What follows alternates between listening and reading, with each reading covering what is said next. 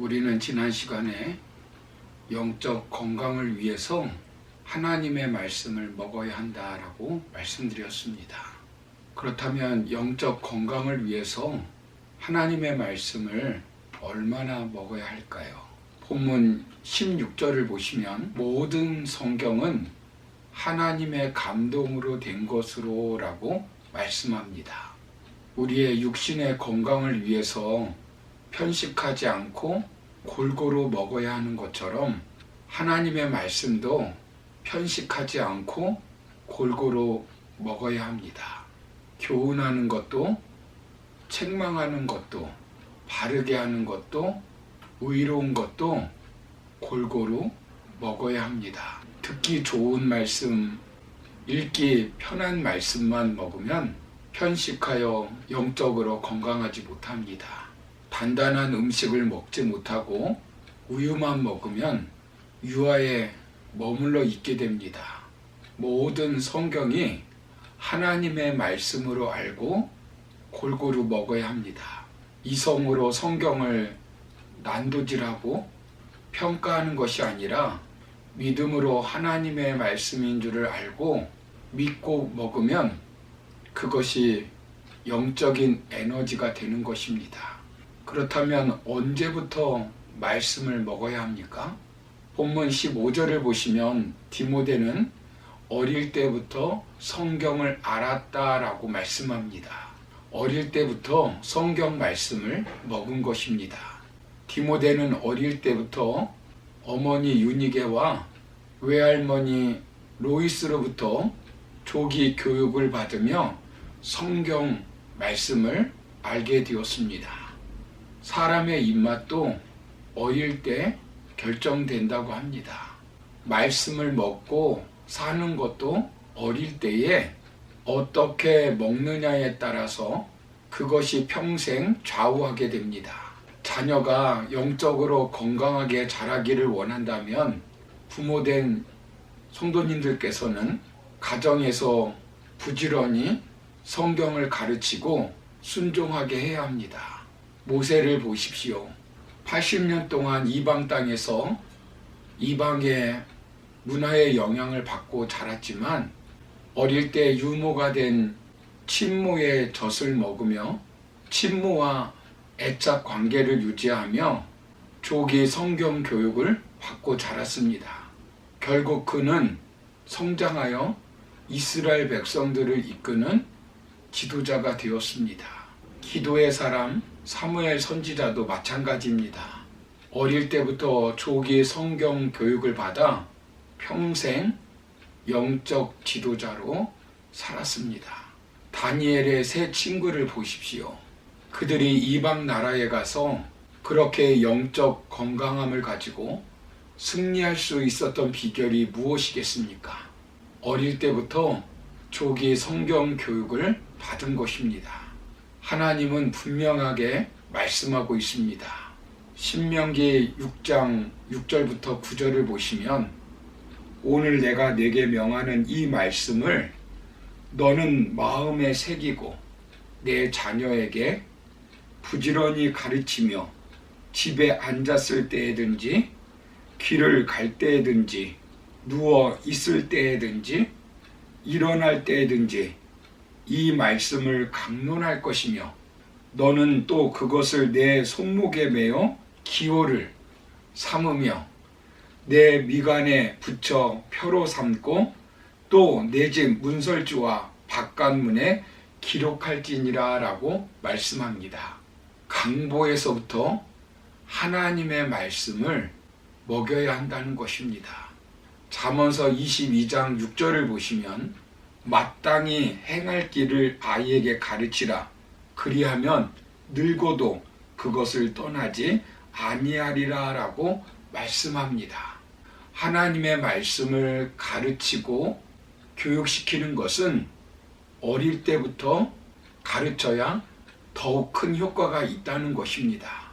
아장아장 성경의 저자라고 하는 책을 쓴 길버트 비어스는 일생에서 가장 중요한 3년이 언제냐고 묻는다면 태어나서 3세까지라고 대답할 것입니다. 왜냐하면 그 첫 3년 동안 인생의 기초가 되는 모든 것을 배우게 되기 때문입니다 라고 말했습니다. 생후 3년 동안 어떤 자극을 받고 어떤 경험을 받느냐에 따라 뇌의 기본이 형성된다고 말합니다. 3년 동안 뇌에 저장된 것이 무의식이고 우리 마음의 대부분을 차지하고 성격과 기질이 되고 3년 동안 애착이 형성되느냐 안 되느냐에 따라 안정된 삶을 가지느냐 못 가지냐가 결정된다고 말합니다. 죄의 감정을 지배하는 변형계라는 부분이 형성되는 시기는 1세부터 3세까지라고 합니다. 생후 3년까지는 고도의 정신활동을 담당하는 되뇌가 집중적으로 발달하는 시기라고 말합니다. 그래서 아이의 전인적 성장과 성숙, 학습에 있어서 조기 교육이 필요하다는 것입니다. 유아 때부터 텔레비전과 스마트폰에 아이들을 맡기지 말고 부지런히 하나님의 말씀을 가르치고 배우게 해야 합니다. 같이 예배에 참석하고 같이 기도에 참석하고 같이 찬양 드리고 같이 말씀을 읽는 것이 중요합니다.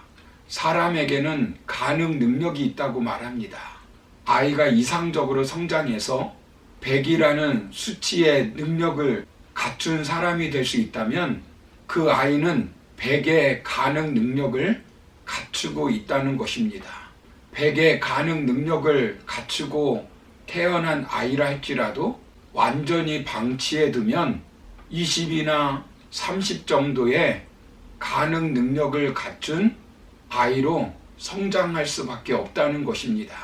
그러나 부모가 조기 교육을 잘 시키면 60에서 70%, 때로는 80 내지 90%의 능력을 갖춘 사람으로 성장한다는 것입니다. 그런데 어린아이의 가능 능력에는 체감 법칙이라는 것이 있다고 합니다. 예를 들어 100 정도의 가능 능력을 갖고 태어난 아이를 태어났을 때부터 이상적으로 교육시키면 아이는 100의 능력을 갖춘 아이로 사람이 될 수 있다고 합니다. 그렇지만 5살 때부터 교육을 시키면 이상적으로 잘 교육을 시켜도 80 정도의 능력을 갖춘 사람밖에는 되지 못한다고 합니다. 10살 때부터 교육을 하면 아무리 이상적인 교육을 시킨다 할지라도 60 정도의 능력밖에는 갖추지 못한다고 합니다. 즉, 교육을 시작하는 시기가 늦어지면 어린아이가 갖고 태어난 가능 능력의 실현 비율은 낮아지게 되는 것입니다. 서양에서는 피아노는 5살 때, 바이올린은 3살 때부터 시작하지 않으면 절대로 심오한 경지에 오르지 못한다고 합니다. 우리의 능력은 그 발달 시기에 발달의 기회가 주어지지 않으면 하나씩 사라져 버린다는 것입니다. 어릴 때부터 안식일, 나팔절, 유월절, 안식년, 희년, 오순절, 속죄일 등의 교육을 받고 예배에 참석하게 해서 말씀을 먹게 해야 합니다. 시편 19편 7절부터 11절을 보시면 여호와의 율법은 완전하여 영혼을 소성시키시며 여호와의 증거는 확실하여 우둔한 자를 지혜롭게 하며 여호와의 교훈은 정직하여 마음을 기쁘게 하고 여호와의 계명은 순결하여 눈을 밝게 하시도다. 여호와를 경외하는 도는 정결하여 영혼까지 이르고 여호와의 법도 진실하여 다 의로우니 금 곧 많은 순금보다 더 사무할 것이며 꿀과 송이꿀보다 더 달도다. 또 주의 종이 이것으로 경고를 받고 이것을 지킴으로 상이 크니다라고 말씀합니다. 사랑하는 성도 여러분, 시편 기자는 여호와의 율법은 우리의 영혼을 소성시킨다고 말씀합니다. 뿐만 아니라 우둔한 자를 지혜롭게 하고 마음을 기쁘게 합니다. 순결하게 하고 눈을 밝게 합니다. 그리고 율법을 지키면 큰 상이 주어진다는 것입니다. 그러므로 부모된 성도님들께서는 자녀들이 듣거나 안 듣거나 부지런히 말씀을 가르쳐서 먹게 해야 합니다. 뿐만 아니라 우리 청년들도 젊을 때에 부지런히 말씀을 읽고 영혼의 양식인 말씀을 먹어야 합니다.